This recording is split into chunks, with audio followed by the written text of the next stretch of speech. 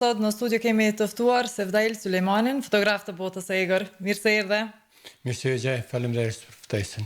Sulejman, kohëve të fundit keni marrë pjesë në një festival të organizuar nga Lezhë, që keni qenë pjesë e ekspeditave në Greqi. Na trego pak për eksperiencën tuaj. Po, kam qenë i ftuar në Shëngjën, që praktikisht e ka bë festivalin e ka organizu Bashkia e Lezhës, bashkëpunim me disa fotografë tjerë, për Kosovës ka qenë koordinator Liridon Qala, dhe kësaj ftese ju përgjigjë me dëshirë. Nuk ishte vetëm fotografia, por për mua ishte më tepër njohja personale me disa nga fotografë që njihen nga rrjetet sociale, po jo nuk ishim pa ndonjëherë së bashku. Kështu që kalum një fundjavë shumë të mirë. Edhe pse unë para se me shku për Lezhë, ishim në një udhim tjetër në Greqi, me një mik nga Maqedonia, Lutfi Muharremi dhe Rushdi Ibrahimi nga Zvicra. Po, na trego, si është të njihesh me fotografë të tjerë? Si ndoni eksperiencat tuaja? Këto janë pikërisht gjëra shumë të mira, po sidomos kur është si festivali që organizuar në Shëngjën nga Bashkia e Lezhës, ishte përveç që ne kalonim kohë, shkëmbenim mendime për fotografi, na dalëm edhe në terren me fotografu. U kriju në disa grupe, dikush bante fotografi të jetës egër, disa shkun të fotografonin landscape, si i thojnë fushat, apo objektet trashëgimtare që i ka Lezhë dhe rrethina. Kështu që pastaj në mbrëmje ishim përsëri së bashku dhe shkëmbenin ato mendimet për fotografi të llojit të ndryshëm, por edhe për shkak se ne përdorme për çdo lloj fotografie, përdoren edhe pajisje të ndryshme, sidomos objektivat, lenset, domethënë që i përshtaten asaj natyre të fotografisë. Sevdail, në këtë festival të fotografisë, cili ishte fokusi juaj? Çfarë fotografi realizua gjatë kësaj periudhe? Unë praktikisht ka një kohë gjatë edhe pse përpara jam marrë me fotografi më tepër të natyrës. Tash kohët e fundit praktikisht fotografoj vetëm botën e egër, domethënë shpesh kafshë. Me përjashtime ndonjëherë edhe ndoj mike apo shoqëni që bëj edhe në fotografi ose në event, po zakonisht janë këta të rrethit tim që më ftojnë. Për ndryshe jam i koncentruar, por edhe më pëlqen vetëm fotografia jetës së egër. Dhe këtu ke sjellë edhe aparatin me cilën i realizoni fotografitë tuaja. Na shpjego pak si funksionon. Unë deshte pak të flas edhe si kam filluar, unë kam filluar në vitin 2022 me këtë lloj fotografisë, dhe atëherë nuk kisha pajisje përveç kamerës, nuk kisha lensa apo objektivat që ishin për këtë lloj fotografisë, nuk kisha shumë idenë se çfarë. Në eksperiencën e parë mora një teleobjektiv vetëm sa për ta pa ose ta provu. Pastaj me kohë rritet edhe dëshira të kesh pajisjet më të mira, për shkak se kjo lloj fotografie është mjaft sfiduese, largësia, drita, ambienti ku subjekti qëndron, kështu që investova beagi për këtë lloj fotografie, për shkak se është edhe pasioni im vërtet që e bëj me shumë dëshirë, me shumë pasion, edhe tash kam pajisjet, domethënë jam i kënaqur me këto. Është një teleobjektiv 600 mm, e ka të integruar edhe telekonvertorin 1.4 që shkon 840 mm, ndoshta është një nga pajisjet më të mira që sot ekzistojnë në tregun për fotografinë e botës së egër. Dhe jam këta e bëj edhe pak për shkak shoqënisë time, jam një besnik i markës Nikon. Po. Dhe bëjmë pak me humor, se jo që çdo pajisje ka përparësitë apo janë përafësisht ngjashme, po ne bëjmë kështu sigar Nikon, Canon apo pajisje tjera. Njëherë si fotografi botës e egër, gjatë gjithë këtyre viteve sa ke realizuar fotografia, mundesh me veçu njërën prej tyre? Është shumë vështirë, për shkak se vërtet në këtë lloj fotografie janë shkrepet shumë pa numërta. Në fotografi tjera, për shembull nëse fotografon natyrën apo landscape, fotografon diçka dhe ki kohën, bën një shkrepje 2-3. Te kafshë të shpend ki shkrepje pa ndërprej. Janë shumë. Po gjithmonë subjekti kështu që të flenë mas shumëte, po dëshira me madhe, ashtë ose emocionin që ta zgjën, ashtë gjithmonë për mu. Po dhe një pjesë të mirë që i njëf është shqiponja e maleve, që ne e kemi edhe simbol të flamurit atë, kur të kemi mundësi me fotografu, është një emocion i veçantë. Po në anën tjetër ka edhe udhëtimet që i kanë bërë në Afrikë, Kenya dhe Afrikën e Jugut, kemi pas edhe raste tjera që na kanë emocionu, sidomos takimi me kafshë dhe shpend që nuk i gjenë tjetër kund.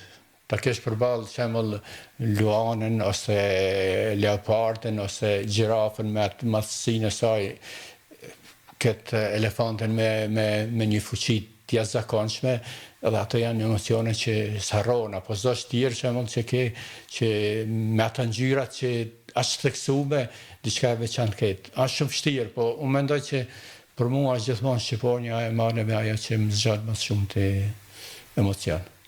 Dhe besoj që duhet keni një durim të madh për të realizuar dhe një fotografi të mirë. Na trego pak si shkon rutina juaj? Po nëse dalim natyrë kështu të lirë, se unë kam bërë edhe fotografit në për shtëpiza, ku është pak a shumë e organizume, do të thonë i maskum, i fshehën, pastaj subjekti zaqë apo kafë vinë. Ato gjithmonë të bota e jegëre është shumë vështirë të dihet, do të vjen, ka raste kur presim shumë, ka raste kur është një lloj fotografisë ku duhet durim shumë. Dhe mos lëvizje. Do të thonë duhet të jesh i kujdesshëm që mos bësh zhurmë, mos bësh. Ka dhe raste që jemi shpërbly, shumë të në rasteve, ka raste edhe që ka pas zhgënjim total.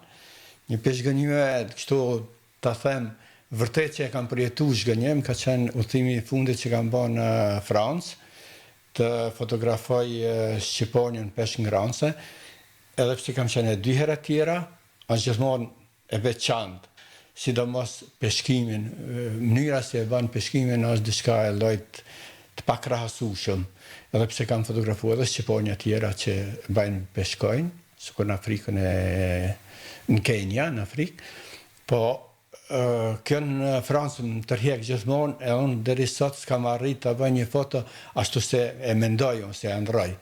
E kësa herë që ndrova të shtunën dilen edhe të hanën paradite, dhe nuk e pata fatin, ishte një shkënem total. Dhe e kam përjetu me të drejtën që në çdo herë nuk e kam problem, sepse është një diçka që e din, je i përgatitën. Po kësa herë e kam përjetu keq, se nuk pat shumë shanse, ishin 3-4 shanse që pat mundësi, mirë po unë në momentin e caktuar isha dikun tjetër. Dhe kjo më bante që ta ndjeja të shgënjimi. Mirë po, janë gjëra që ndodhen, po. Pastaj e kompenzum këtë shgënjime e kompenzum me udhëtimin që e bën në Greqi, në liçenin e Kerkinit, ku atje pa të mundësit ideale. Po. Seftail, në përgjithësi në çdo punë ka shumë sfida, edhe më pas vinë dhe zhgënjime. Si përjeton këto? Që sa po i përmendëm? Ja, në përgjithësi nuk prej, do të thonë jam shumë i qetë, apo i përmbushën në çdo udhëtim. Me po ka raste, do të thonë që nuk, po. Pastaj nga njëherë të fotografia është edhe ajo që e merr fotografinë, unë nuk jam nga ata që posa fotografoj ta shoh çka të bëj. Unë zakonisht fotografoj deri në mbrëmje apo sa gjatë udhëtimi, pastaj shkoj në shtëpi, i hapi përmes kompjuter, edhe pastaj filloj të shoh çka e mirë, çka s'bën, çka bën. Nuk më pëlqen menjëherë, duhet që kjo lloj fotografie mendjen time është që e kam bërë, pastaj dua që të flej, e pastaj ta marr të mirë me të. Ndodh shumë herë që në shikimin e parë, apo në kalimin e parë që i kalon fotografit, nuk je i kënaqur apo nuk e shef atë. Pastaj kur ta marrësh edhe një herë dorë, 2, e shef që ka dhe fotografi shumë të realizuar shumë mirë. Kështu që besoj që më rrinj këto me i kanalizu mirë. Në përgjithësi, ku e gjeni motivimin për të realizuar këto lloj fotografi? Ndoshta mu natyra më lidhë ma shumë për shkak se natyrën e kam dasë gjithmonë, unë kam bo para se me fillu me këtë lloj fotografisë, ose në përgjithësi me fotografi jam marrë shumë edhe këtu në Kosovë thoni hiking e qemaneve.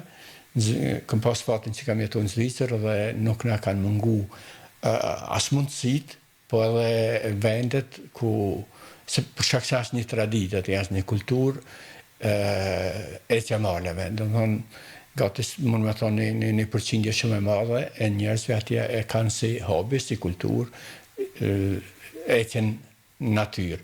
Dërsa kjo më ka lidhë ma shumë edhe pastaj kalimin fotografinë e botës egër. Është një kombinim që kaloj shumë kohë natyrë dhe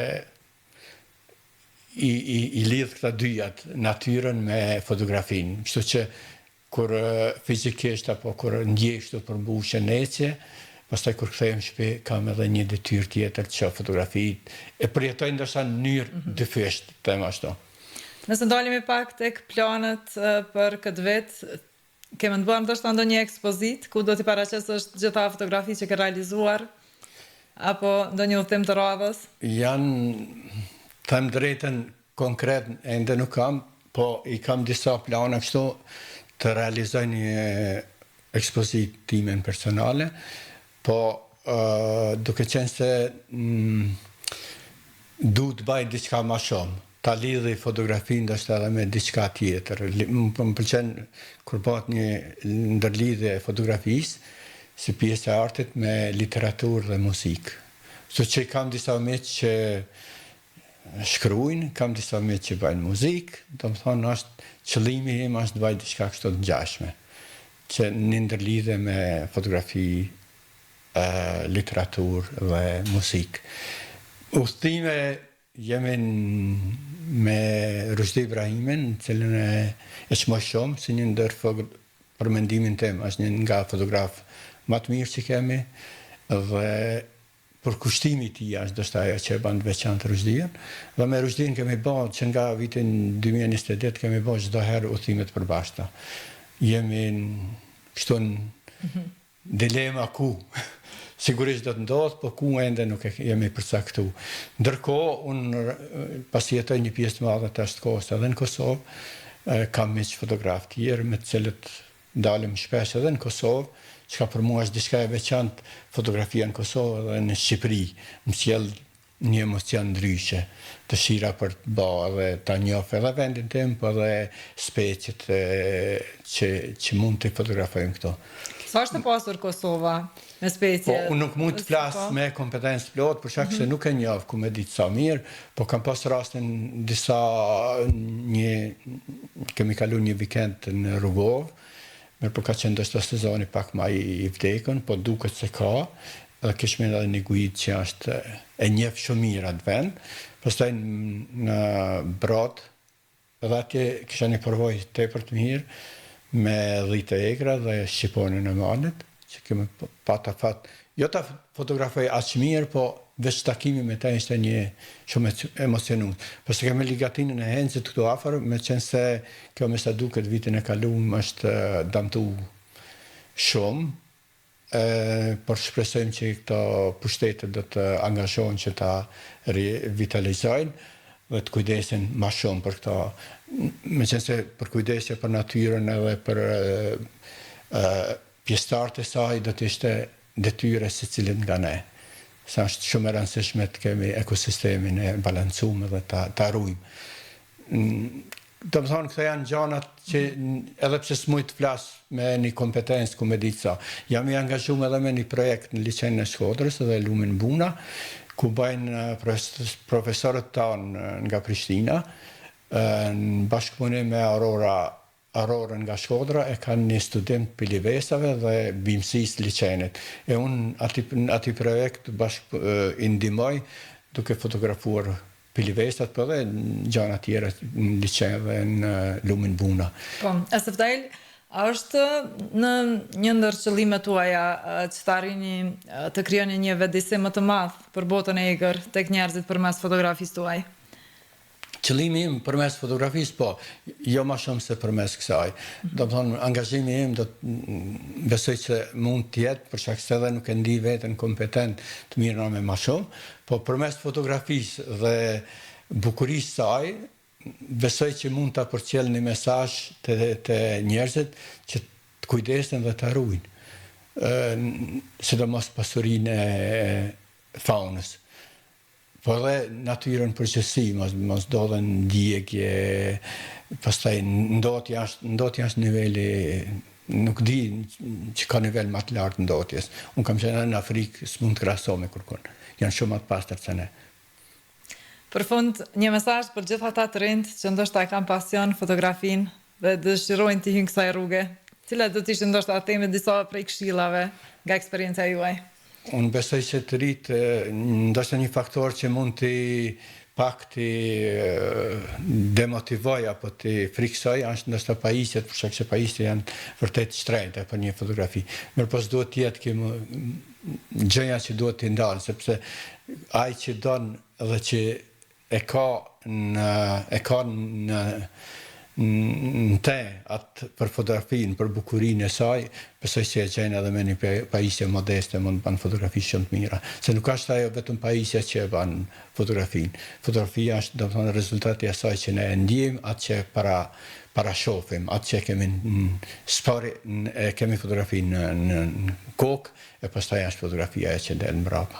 Unë falenderoj shumë, së pari për kohën edhe për gjithë bisedën që dave me ne. Faleminderit edhe ju që më ftut dhe mund të shprehim atë ndoshta një kontribut vogël për fotografinë e jetës së egër. Faleminderit.